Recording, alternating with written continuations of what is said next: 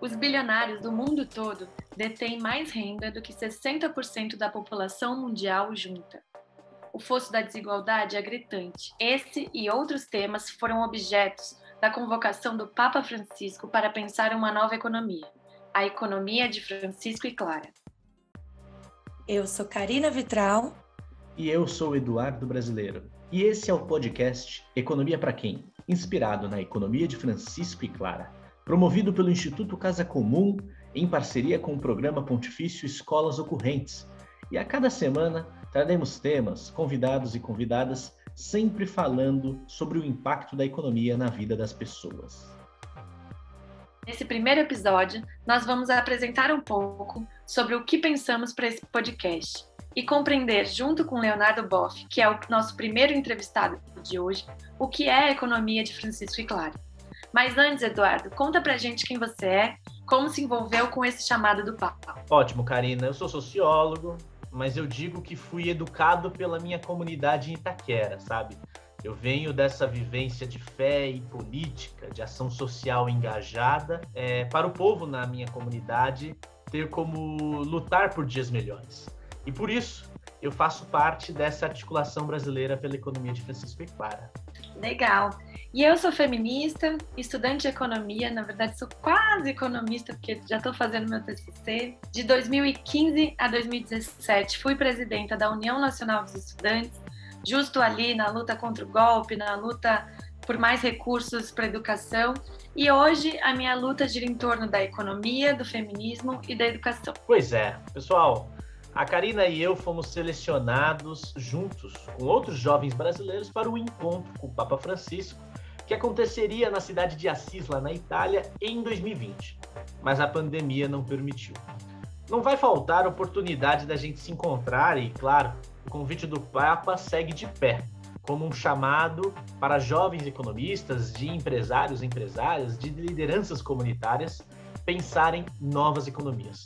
O Papa denominou esse chamado como Economia de Francisco, em referência direta a São Francisco de Assis e inspirado neste modelo de vida, de forma simples, ao mesmo tempo sua proposta que é revolucionária, de construir um outro modelo econômico no lugar dessa economia. Que estamos presenciando uma filosofía y una praxis de exclusión de los dos polos de la vida que son las promesas de los pueblos. No se cuida a los ancianos, pero también esta eutanasia cultural, no se los deja hablar, no se los deja actuar. Y exclusión de los jóvenes. Los jóvenes tienen que salir a luchar por los valores, a luchar por esos valores. Eu, pessoalmente, como estudante de economia, sempre me incomodei com essa coisa de que a economia é só um assunto dos economistas. Quando você lê o jornal, quando você vê o jornal na TV, fica muito incompreensível, né? E quanto menos compreensível for a linguagem, melhor, parece, né? Parece que a economia é só bolsa de valores, mercado financeiro. E como pode, se os maiores interessados são 99% dos que vivem do seu salário, que se alimentam segundo o preço dos alimentos, que se locomovem nas cidades que têm uma tarifa de metrô, de ônibus. Então, tudo isso é economia. A economia, para mim, e para a economia de Francisco e Clara, é a economia da vida real, é a economia que faz sentido. Mientras la economía real, la que crea trabajo, está en crisis, cuánta gente sin trabajo, los mercados financieros nunca han estado tan inflados como ahora. Olha, pessoal, logo depois que o Papa Francisco fez esse convite global, aqui no Brasil, então foi criada essa articulação pela economia de Francisco e Clara com um sentido. A economia de Francisco e Clara é um chamado a uma economia não capitalista, portanto anticapitalista, que vem organizando pessoas no mundo inteiro para a construção dessa que chamamos novas economias. Por isso a nossa pergunta é: economia para quem? Trazendo as pessoas que no chão da vida têm buscado brotar solidariedade, participação política e econômica. Outras experiências de partilha, de pensamento e que colocam em xeque todo um mundo em crise, como nós vemos pelas causas da desigualdade, da pobreza, do desemprego, da fome. E falar disso é perguntar: a economia é para os bancos? A economia é para o tal mercado? Aqui no nosso podcast, nós decidimos topar o desafio do Papa e começar dialogando junto com jovens, construtores, construtoras de uma nova economia e pensadores, pensadoras que questionam esse sistema de desigualdade para tentar responder essa pergunta: existe outra economia possível? E o tema desse primeiro encontro, Economia de Francisco e Clara em busca do bem viver, nós recebemos com grande admiração e amizade o querido escritor, filósofo, teólogo e ecologista Leonardo Boff. Leonardo, vamos começar aproveitando você aqui nesse encontro, perguntando, comece explicando para a gente o que é essa ideia, essa filosofia, essa ideia-força chamada bem viver. Bom dia a todos vocês, a você, Cruz, também a Karina, a todos que assistem. Olha, bem viver é a categoria central dos povos andinos e talvez é a categoria que mais futuro tem a partir da consciência de uma casa única, onde todos os seres vivem dentro. Agora, o centro dessa bem viver é a harmonia. Harmonia na família, harmonia com a natureza, harmonia com as águas, com o solo, com as florestas, os animais e com Deus também. Grande equilíbrio, harmonia com todos. E a economia não é uma economia da acumulação, é uma economia do suficiente. O pressuposto deles é que a Pachamama produz tudo que nós precisamos. E nós só trabalhamos quando ajudamos a Pachamama naqueles lugares onde há terrenos degradados, etc. E o fazemos não como obrigação, fazemos como alegria de quem ajuda a nossa mãe a continuar a nos dar tudo aquilo que vivemos. Então, não existe a categoria pobre, porque todos são integrados dentro dessa comunidade igualitária onde todos participam. E eu acho que é a grande utopia da humanidade a partir do momento em que ela se descobrir como espécie humana, vivendo numa única casa comum. Lançada aos 4 cantos do mundo pelo Papa Francisco, a Casa Comum amplia a visão sobre ecologia, compreendendo a natureza, os recursos naturais, a humanidade e a economia como um só sistema que deve ser voltado para o bem comum. Para os povos indígenas da nossa América Latina, é a Tecoporã. Junto com a natureza, e aí sim, o bem viver é o equilíbrio entre os seres humanos, o equilíbrio com a natureza, e todos buscando participação, não deixando ninguém para trás, e vivendo como consequência a justiça que produz a paz. E eu acho que é um dos grandes ideais propostos. Ele é um ideal regional dos povos andinos, mas ele poderá ter grande futuro na medida que cresce a consciência ecológica e o sentido da unidade da família humana. E nós recebemos aqui também o Henrique Palmeiro, diretor mundial do Programa Pontifício Escolas Ocorrentes, programa criado pelo Papa Francisco para promover a cultura do encontro. Bem-vindo, Henrique. Obrigado, bom dia. Bom dia, Enrique. Bueno, quería agradecerte especialmente, Leonardo, por tu incansable trabajo en favor de la Casa Común. Ya desde hace muchos años, cuando pocos hablaban de ecología, tú ya unías la fe con el sueño de este mundo integrado que recién nos comentabas. Es imposible vivir la fe profundamente sin que nos duela profundamente el corazón por el escándalo de que miles de millones no tienen un techo, no tienen la comida nutritiva, que el Papa Francisco ve una profunda vinculación entre la desintegración de la humanidad con los hermanos y con la casa común, con la educación. Cuando la educación apunta solo a la cabeza y no apunta al corazón y a las manos, es una educación que desintegra, que fragmenta, que genera ese paradigma tecnocrático que denuncia em Laudato Si. O paradigma tecnocrático é justamente esse limite ocasionado pelas tecnologias. Atualmente, a tecnocracia é uma forma de governar que, por meio de um discurso técnico, reduz os postos de trabalho, exerce um poder de destruição da biodiversidade e, por isso, demonstra o seu esgotamento. Y por eso le pide a escuelas que trabaje por una educación que llegue a la cabeza, al corazón y a las manos, por una educación que comprometa no solo a los maestros y a los estudiantes, sino también a los políticos, a los artistas famosos, populares, a toda la comunidad, como dice el adagio, la aldea educa, y una educación que sea también caso a caso y cuerpo a cuerpo. Entonces, en esta misión de escuelas de responder a ese llamado que hace el Papa Francisco de crear la cultura del encuentro, escuelas reúne a los jóvenes en una educación que genera sentido. Así que bueno, muchísimas gracias al Instituto Casa Común, Celio, Silvana, a todos los que están haciendo este trabajo por la economía y esta pregunta, ¿economía para quién? ¿Economía para acumular dinero? ¿Economía para la humanidad, para la familia humana? Así que bueno, gracias Eduardo, gracias Karina, y bueno, enormes gracias y admiración al gran Leonardo que une la fe y la lucha por un mundo integrado por la cultura del encuentro. Enrique, yo desarrollé a partir de los años 80, a partir de la teología de la liberación, esa ecoteología de la liberación. Yo partía de eso, de que el eje central es la opción por los pobres, contra la pobreza y en favor de la justicia social, la liberación. El gran pobre es la tierra, que está crucificada. Entonces hay que incluirla dentro de la opción por los pobres. Y por eso hay que trabajar una ecología integral y una ecoteología de la liberación. Sea bajando de la cruz a los pobres, bajando de la cruz a la tierra, como dice el Papa, escuchar el grito del pobre, el grito de la tierra.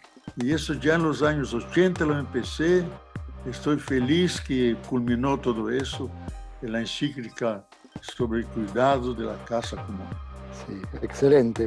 Fue la teología de la liberación y ya planteando el problema de la ecología fue realmente profética y lo sigue siendo. Exactamente. Y se trata de una ecología integral, no es una ecología del verde, que es el discurso común. El Papa pone una ecología integral que involucra lo ambiental, lo social, lo político, lo cultural, lo espiritual.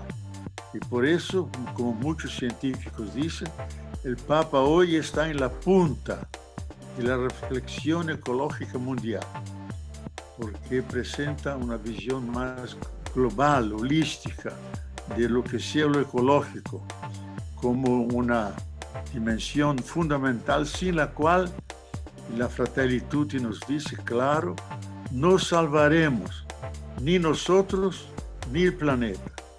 Estamos en el mismo barco, o nos salvamos todos o nos perdemos todos. Entonces, la ecología es ese discurso que intenta rescatar las bases físicas, químicas, ecológicas que sustentan la vida y garantizan un futuro de la civilización, de la vida y de la humanidad.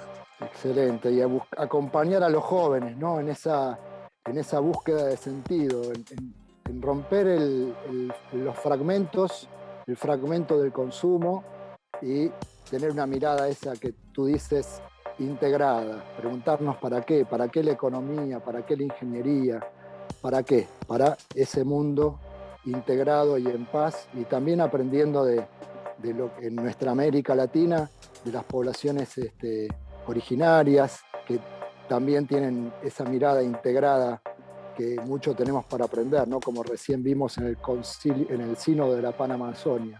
Exactamente, así como la encíclica Laudato Si se dirige a toda la humanidad, así también la economía Francisco se dirige a todos, pero pone como los protagonistas fundamentales los jóvenes economistas, esos que tienen una reserva ética y política, una pasión nueva para hacer nuestro planeta más tierno y fraterno.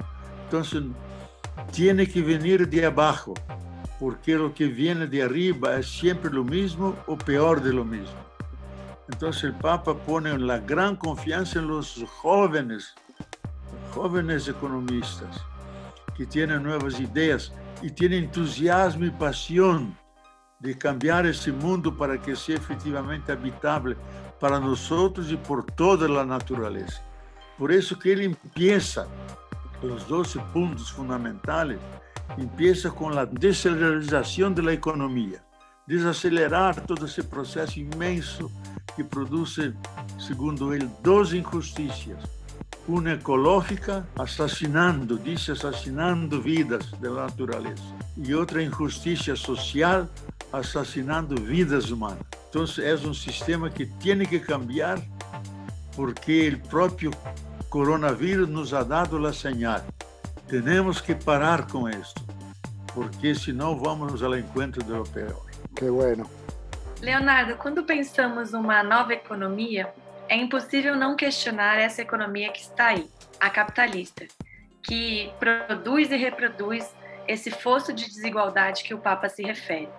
Então, até que ponto a economia de Francisco pode se dizer anticapitalista? O Papa nunca usa a palavra capitalismo para não conflitar, para não entrar no discurso ideológico, mas ele fala de um sistema que é um sistema assassino da natureza e da vida humana. E no número 106 da Laudato Si, ele usa uma expressão duríssima. Diz, é mentira pressupor que a Terra tem recursos disponíveis infinitos, que permitem um projeto de crescimento e desenvolvimento infinito. Isso é mentira. A Terra é pequena, velha, com bens e serviços limitados, e nós temos que nos mover dentro desses limites, de tal maneira que todos tenham o suficiente e o decente para viver.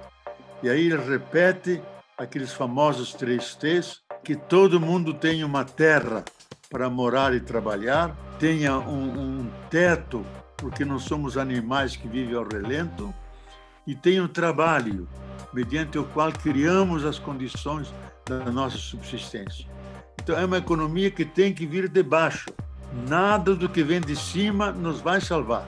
Então, o de baixo é o portador da nova esperança, e os jovens, para o Papa, os jovens economistas, são os protagonistas da nova economia, de um rosto novo do planeta Terra como casa comum, dentro da qual todos vão caber, inclusive a natureza, e todos sentindo-se irmãos e irmãs, não só nós seres humanos, também os demais seres da natureza. E isso é a novidade da Fratelli Tutti, de universalizar o sonho que ele coloca, mas não é um sonho como um devaneio, o sonho como aquilo que os psicanalistas dizem, o sonho profundo, como a antecipação de realidades que vão se realizar. Então, ele sonha com uma fraternidade universal, impossível dentro do capitalismo, porque ele cria profundas desigualdades, divide entre ricos e pobres, acumula grande parte da riqueza em pouquíssimas mãos e deixa a grande maioria da humanidade na pobreza e até na miséria. Então, esse sistema tem que desaparecer. Esse tipo de mundo tem que morrer. E a pós-pandemia tem que ser um novo começo. E por isso uma nova economia, novas relações, e a categoria-chave que ele coloca é fraternidade universal e amor social. E essas duas realidades são da essência do ser humano. Nós somos, até biologicamente, temos a mesma base biológica de elementos físico-químicos de todos os seres vivos que nos fazem irmãos, nós e a natureza. E, ao mesmo tempo, o amor, que é a essência de Deus, a essência do ser humano, que é vivido no capitalismo de forma individualista e que o Papa universaliza. Então, o amor social, que se distribui entre todos os seres humanos, mas também um amor, uma ligação de afeto com a natureza, com as plantas, com os animais, com as águas, porque esse afeto é que nos move a proteger e cuidar dessa herança sagrada que recebemos de Deus, o que o universo nos entregou. Muito bem, Leonardo. E em 1996, indo lá atrás, você lançou esse livro aqui, Ecologia, Mundialização e Espiritualidade, né? E para nós esse livro ele tem uma síntese sobre construção dessas novas economias que você citava, fundamental, porque você faz um diálogo com espiritualidade. E aí vem a grande questão, Leonardo. Economia e espiritualidade dialogam. Não é à toa que nós vamos aí em templos, nas periferias, e vemos clamores a Deus de ordem econômica pessoal. O senhor acha possível hoje termos a fé cristã difundindo outro modelo econômico? E com esse conceito que o senhor fala de amor social, de ecologia integral, que o Papa Francisco contribui? Eu acho que a espiritualidade ela tem que ser entendida como uma dimensão do ser humano, com o mesmo direito de cidadania, como é a inteligência, como é a vontade, como é a libido, porque o ser humano não só tem corpo, não só tem psique, tem também espírito, que é a profundidade do ser humano, onde ele coloca as grandes questões. Quem sou eu? Qual é o meu lugar no conjunto dos seres? O que posso esperar além dessa vida? Quais são os valores que sustentam uma vida digna, humana?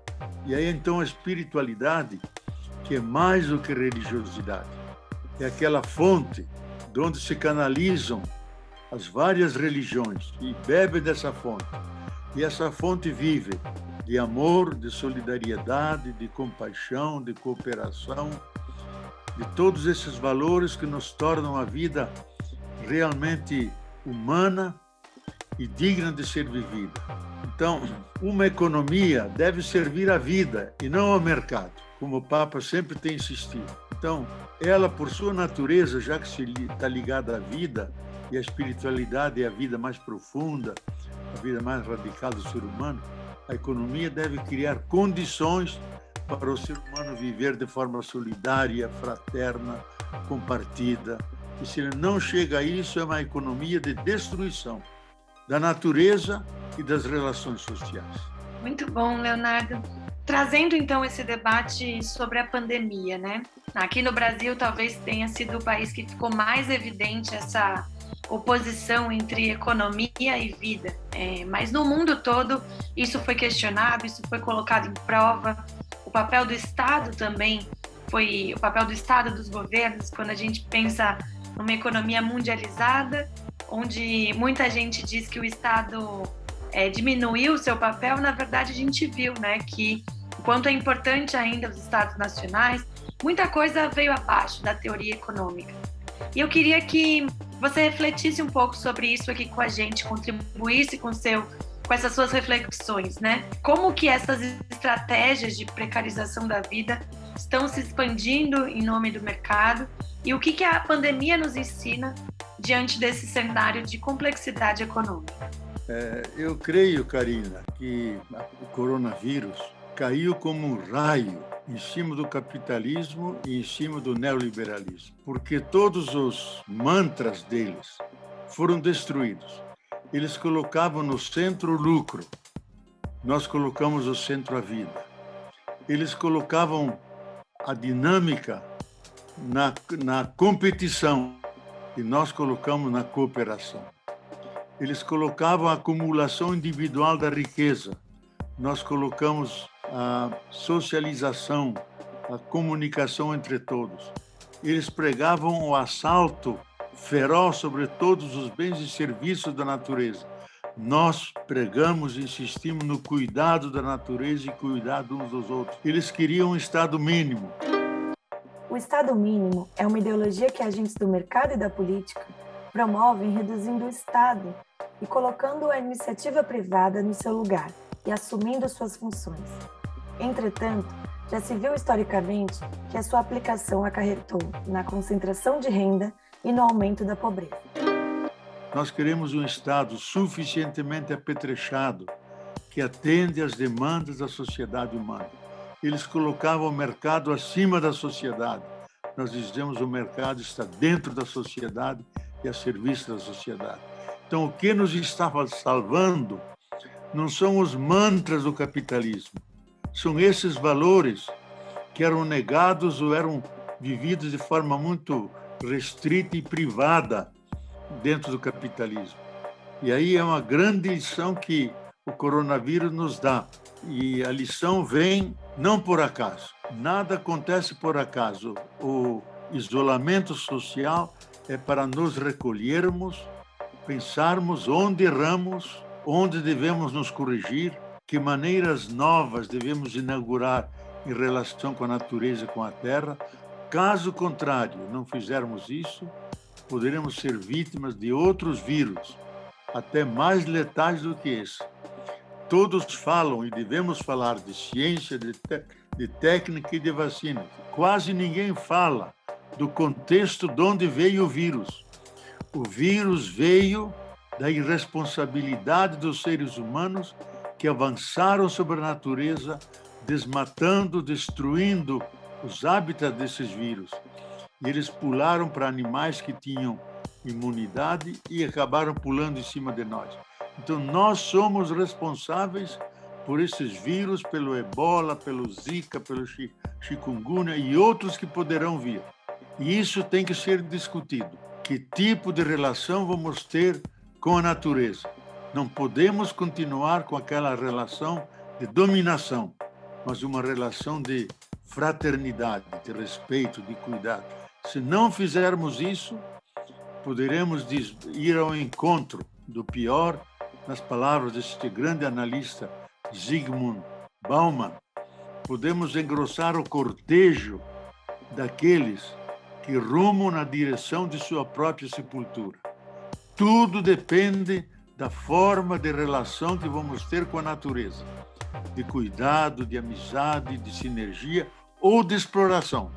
Não podemos mais superexplorar porque a Terra não aguenta. Então, o destino nosso está na nossa responsabilidade. A Terra e a vida estão nas nossas mãos. Depende de nós ter futuro ou seguir adiante e ir ao encontro de uma tragédia ecológica e social. Isso aí, Leonardo, eu queria agradecer muito a sua presença. O nosso podcast lança a pergunta: economia para quem? E você já vem respondendo isso. Agora, eu queria que você ousasse nos dizer suas intuições sobre os caminhos possíveis.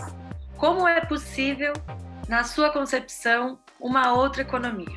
Veja, Karina, o grande risco que nós devemos evitar e que é denunciado por grandes nomes como Noam Chomsky, maior intelectual americano, e outros, que aqueles 0,1% dos miliardários estão se articulando para a Great Reset, para a grande reinicialização do capitalismo, que significa uma forma de despotismo sobre toda a humanidade, utilizando a inteligência intelectual, que controla cada pessoa e toda a sociedade, com os bilhões de algoritmos que essa inteligência artificial dispõe. E aí eles imporiam uma ditadura como nunca teríamos na Terra até agora, para preservar sua riqueza e seus privilégios. Isso temos que evitar, temos que resistir, porque eles estão se articulando e criaram a palavra, a nova reinicialização, Great Reset, como se diz na computação. Agora, eu acho que há alguns projetos que são viáveis. Eu acho, já falamos de o Bem Viver é um dos projetos possíveis, porque ele equilibra e inclui a todos, mas existe também um outro, que é uma economia, uma ecoeconomia baseada na economia circular. Economia circular é um conceito que associa desenvolvimento econômico a um melhor uso de recursos naturais, por meio dos novos modelos de negócio e da otimização nos processos de fabricação com menor dependência da matéria-prima, priorizando insumos mais duráveis, recicláveis e renováveis. A economia circular ela baseia-se em repensar a forma de desenhar, produzir e comercializar produtos para garantir o uso e a recuperação inteligente dos recursos naturais. Economia da própria natureza, que aproveita todos os dejetos e não rejeita nada da natureza e transforma em adubo, e estabelece uma espécie de economia democrática, onde todos participam na produção dos bens, repartem de forma que todos tenham o suficiente e o decente para viver. E isso está sendo vivido em muitas comunidades, especialmente nas bases, no movimento do sem terra, do sem teto, nas pequenas empresas familiares, e um outro projeto que é o ecossocialismo.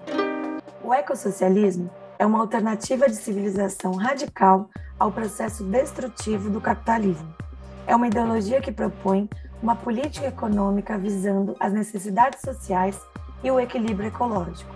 É uma nova sociedade fundada na racionalidade ecológica, no controle democrático e na igualdade social. Não é o socialismo soviético, que era uma ditadura do capital, e nem a economia japonesa, que politicamente eles são socialistas, comunistas. Economicamente são extremamente capitalistas. Então não é o socialismo no seu sentido original de Rosa Luxemburgo, o socialismo como a expressão máxima da democracia, onde cada um dá o que pode e recebe aquilo que precisa. Dá o que pode, recebe aquilo que precisa. Se todos fizerem isso, chegaremos a uma grande igualdade, uma justiça social, e o fruto dessa justiça seria, então, a paz. E, para mim, eu colocaria na linha da Fratelli Tutti uma economia biocentrada, onde a vida é o centro, em toda a sua diversidade, e a economia e a política a serviço da vida. E essa vida tem que ser cuidada, tem que ser amada, começando com os seres mais invisíveis, que são os pobres, os miseráveis. Então, uma economia para todos. Então, você perguntou para quem é a economia? A economia para toda a humanidade, mas não só para nós, porque a Terra não criou só a nós.